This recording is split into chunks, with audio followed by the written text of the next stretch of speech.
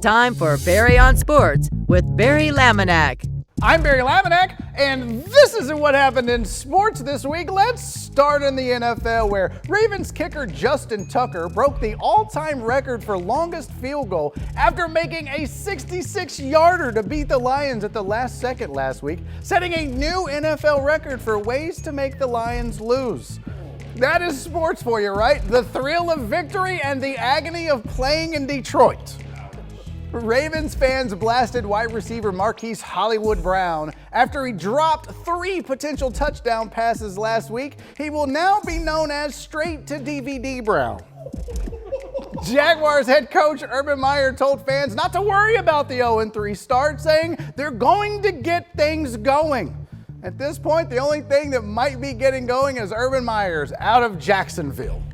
He'd make a great pilot, wouldn't he? Hey, look, folks, I know we lost the engine and the right wing is on fire, but we're going to get this thing going real soon. Everybody just settle down. Kansas City head coach Andy Reid was taken to the hospital after their loss to the Chargers last week for dehydration. Paramedics were able to wring a gallon of water from Reid's mustache for him to drink on and got him all better and back on the road to recovery. Rookie quarterback Zach Wilson of the Jets threw 2 more interceptions in his team's 26-0 loss to the Broncos.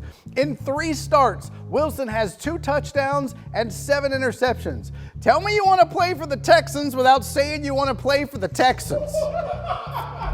The Baltimore Ravens fans, who recently got a tattoo of the team's win over the Chiefs, now says he's getting tattoos for every win this season. Not to be outdone, a Jets fan said they're going to do the same thing. When describing Cowboys rookie Micah Parsons, Jerry Jones said, "He's as pure as mother's milk." What? As opposed to the Cowboys organization who went sour about 20 years ago? Boy, they're going to hate me. Cowboys lineman La'el Collins was suspended by the NFL after he was caught trying to bribe a drug tester. Apparently, offering free weed to a drug tester to keep quiet, not the best idea.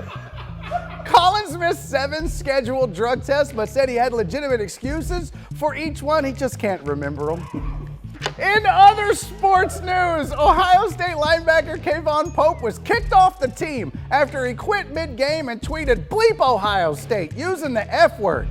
Buckeye fans were absolutely furious that Pope left out the "the", as in bleep the Ohio State. After the U.S. golf team blew out Europe 19-9 to win the Ryder Cup, Dustin Johnson appeared drunk during the press conference, but it looks like it was the Europeans who could have used a designated driver. Golf pun, bring it up. After losing to Arkansas, a Texas A&M fan is pondering legal action to force the referees in the game to reveal what they were talking about after an interception by Arkansas during the game. In related news, Texas A&M welcomed its newest recruit, Jim Adler, the Texas Hammer. And finally, after the Eagles' 20-point loss to the Cowboys, Jalen Hurts said, quote, "You take a deuce, you don't sit there and look at it, you flush it and move on."